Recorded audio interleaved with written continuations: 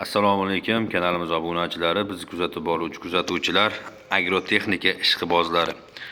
Zubr motovloglariga motor so'rab turgan klientlarimiz uchun alohida deni motorlarimiz keldi.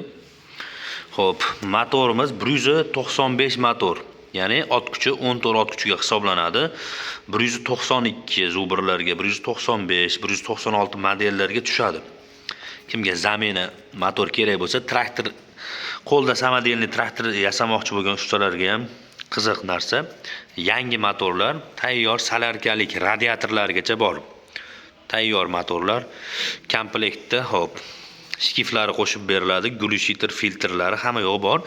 Statorli variantidan eng qizig'i statorlarigacha tayyor, o'zida zavodskoy bor. Traktor yasayman deb yurgan ustalarimizga yokida motorni tugagan Zubrlarga remont qilgandan ko'ra, xohlasalar yangi qo'ymoqchi bo'lgan klientlarimiz uchun sele motorlar yangi holatda generatorga qo'yib ham ishlatsa bo'laveradi, nasoslarga qo'ysa ham bemalol bo'laveradi.